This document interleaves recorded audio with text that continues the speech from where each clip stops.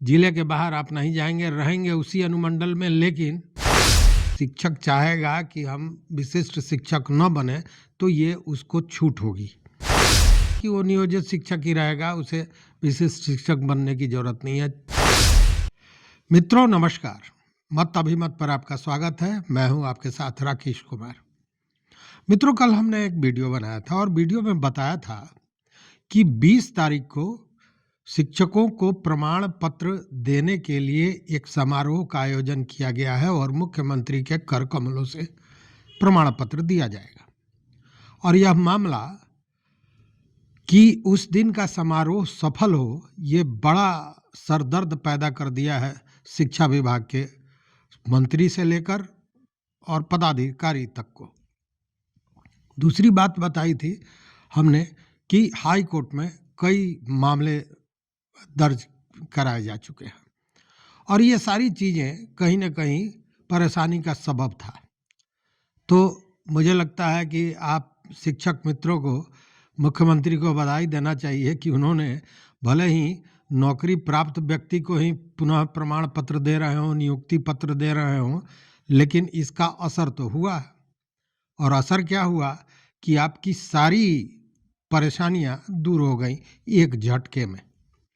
वो कैसे, वो भी बताऊंगा, लेकिन उसके पहले मैं बता दूं कि मैंने कहा था ना कि ये जो ब्यूरोक्रेट्स होते हैं, खासकर जो आईएएस पदाधिकारी होते हैं, उनका ईगो बहुत बड़ा होता है और इसीलिए अपने को और भी ऊपर रखने के लिए वो तमाम तरह के काम करते रहते हैं। आपको याद होगा के पाठक ने भी ट्रांसफ़र पोस्टिंग को लेकर कुछ नियमावली बनाए थे और शायद वह नियमावली अभी वर्तमान में जो नियमावली था उससे बेहतर था, क्योंकि इस नियमावली के तहत तो सच्चाई यही है कि अनुमंडल छोड़ने की बात तो छोड़ दें, कई परिस्थितियां ऐसी बन रही थी जिसमें आपको जिला बदर होना पड़ता, जिला से बाहर जाना पड़ता, या यूं कहें कि दूरी जो घटाने की बात हो रही थी वो 100 किलोमीटर भी हो सकता था।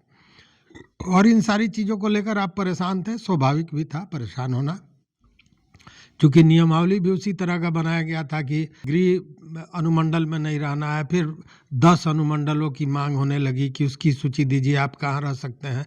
अब 10 अनुमंडल को ज़रा सोच लीजिए, आप जहाँ हैं उसके चारों तरफ 10 अनुमंडल की दूरी क्या होगी? वो दूरी 100 किलोमीटर से ऊपर तो होगी ही होगी, यह तो निश्चित था। और ये सारी चीज़ें कहीं ना कहीं परेशान कर रही थी आप शिक्षकों को।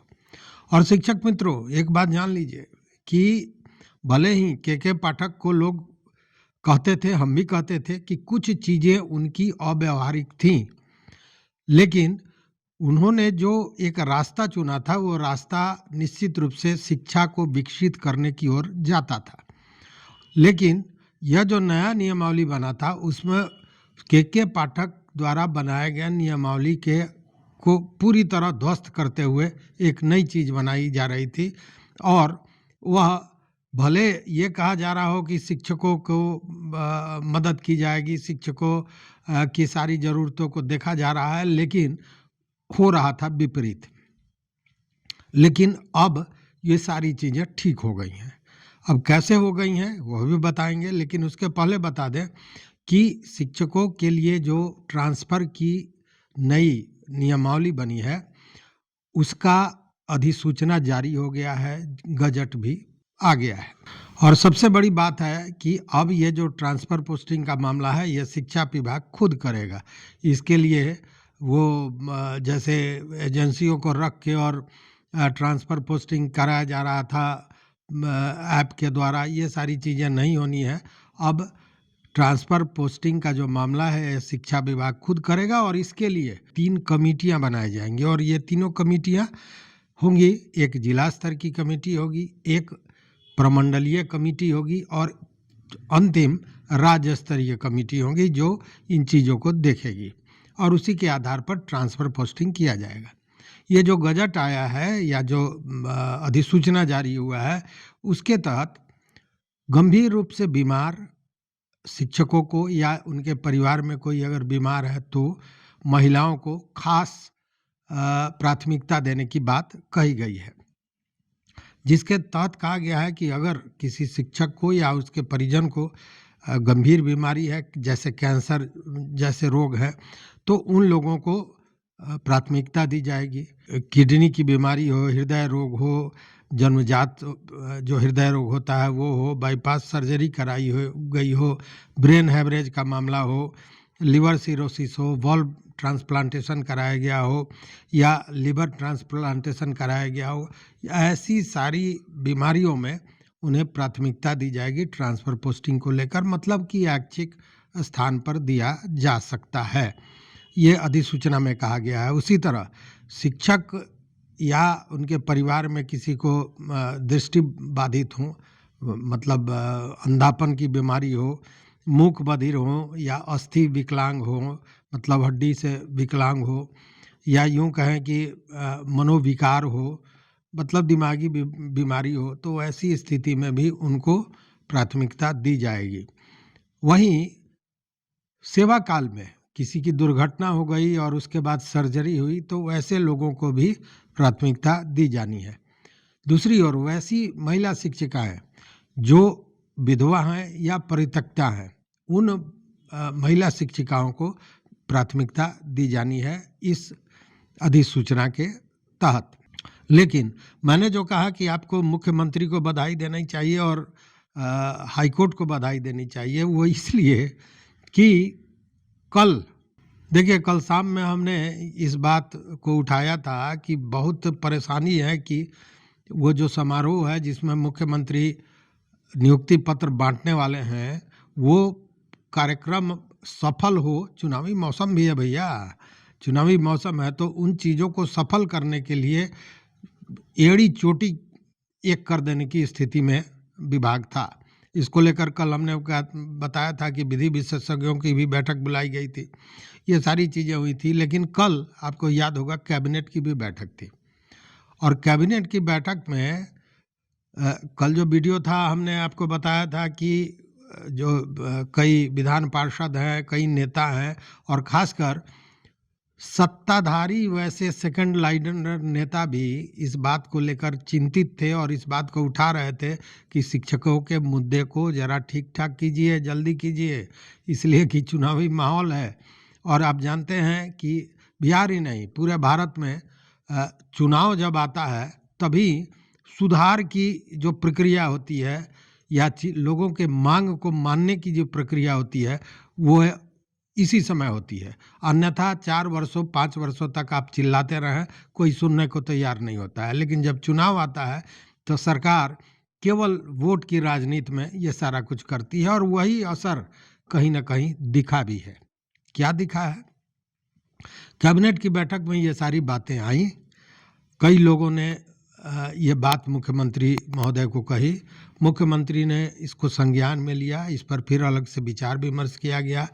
बताते हैं कि उनके चैम्बर में भी ये चर्चा हुई और उसके बाद यह तय हुआ कि नहीं, यह जो नियमावली बनाया गया है जिसमें है कि 10 अनुमंडल का सूची दीजिए, आपको फलाने अनुमंडल में नहीं रहना है तो चिलाने में नहीं रहना है, तो ये गृह अनुमंडल है तो ये ससुराल है तो ये क्या है, ये सारी चीज़ें अब गायब हो गई। हुआ क्या कि मुख्यमंत्री ने कहा कि अनुमंडल को छोड़ के और निकट का जो अनुमंडल है उसमें देना चाहिए और देना होगा।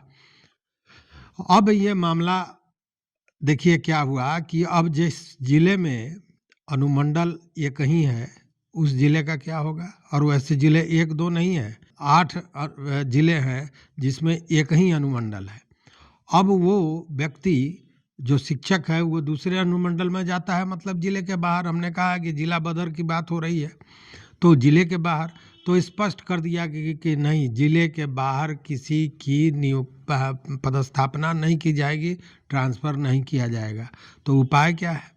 तो उपाय ये निकाला गया कि जहाँ एक अनुमंडल है उसको 2 अनुमंडल में विभाजित कर दिया जाए शिक्षा के को लेकर।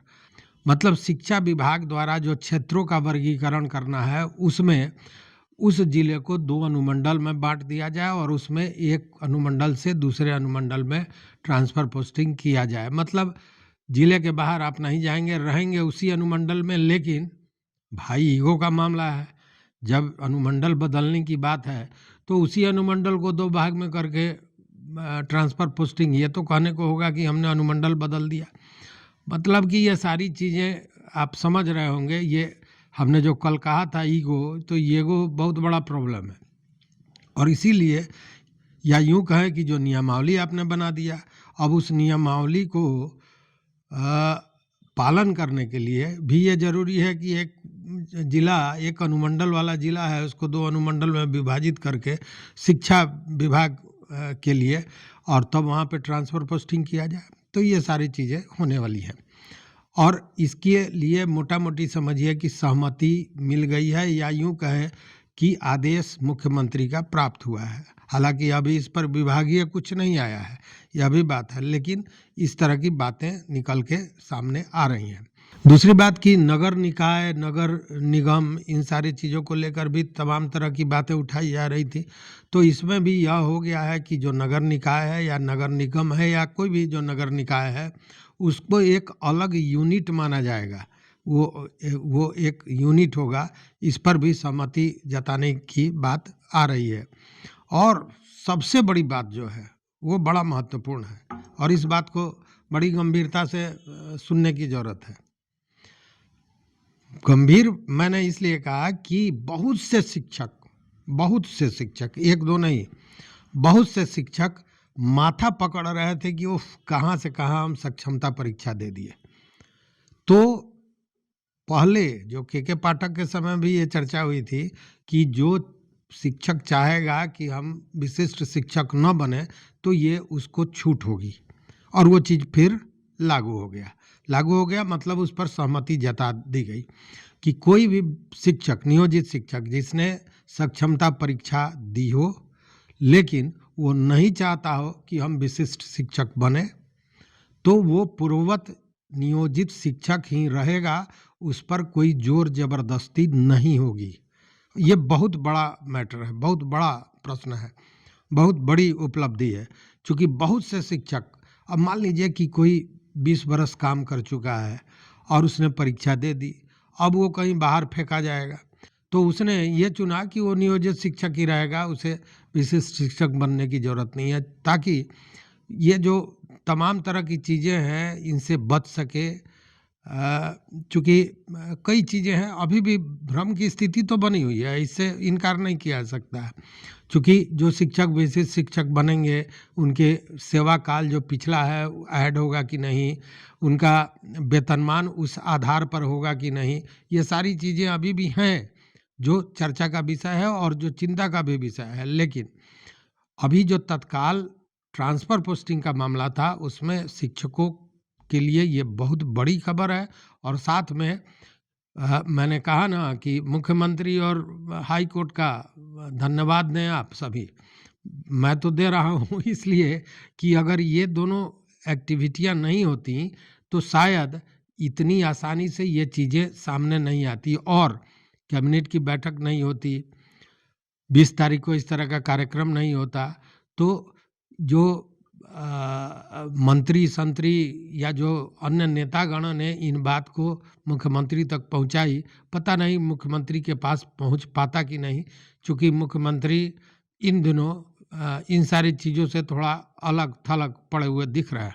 अब कहना यह है कि ये जो तमाम पिछले 1-2 सप्ताह से जो ये हलचल था, ये एक भूचाल आया हुआ था, हाहाकार मचा हुआ था, ये सारी चीज़ें समाप्त हो गई हैं। लेकिन अभी ऐसा नहीं है कि आग समाप्त हो गया है, मामले हाई कोर्ट में है। हाई कोर्ट में क्या सुनवाई होती है, क्या होता है, ये सारा चीज़ बड़ा महत्वपूर्ण होगा। लेकिन एक चीज़ तो तय हो गया कि ये चीज़ें, देखिए अभी नोटिफिकेशन इस तरह का कुछ नहीं आया है, लेकिन ये हुआ है कि बीच बीच में नियमावली को में संशोधन किया जाएगा और इन चीज़ों को धीरे धीरे लाया जाएगा। तो 20 तारीख का कार्यक्रम मुख्यमंत्री का जो है वो सफल होगा, इसकी भी कहीं ना कहीं अब गारंटी जैसी दिख रही है। और शिक्षकों का जो की परेशानी थी, जो जिसको लेकर वो तमाम हाई कोर्ट और तमाम जगह जा रहे थे, इन सारे चीज़ों पर भी धीरे धीरे विराम लगेगा, लोगों को एक संतुष्टि होगी। वो लोग जो घर से दूर जा रहे थे, जिनको परिवार का साथ, अब ज़िंदगी भर परिवार के साथ रहे और अब 5 साल नौकरी बचा हुआ है तो पता चला परिवार को छोड़कर अकेले रहना है।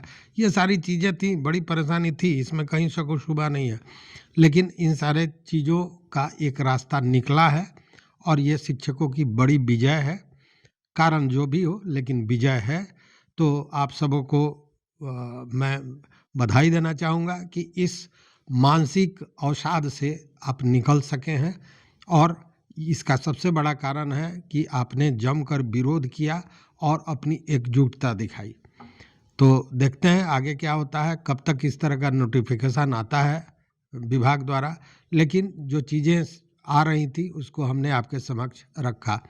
तो निश्चिंत रहिए, आप विजयी हैं और वो सारी चीज़ें जो आप चाह रहे थे धीरे धीरे आपके तरफ आ रही है।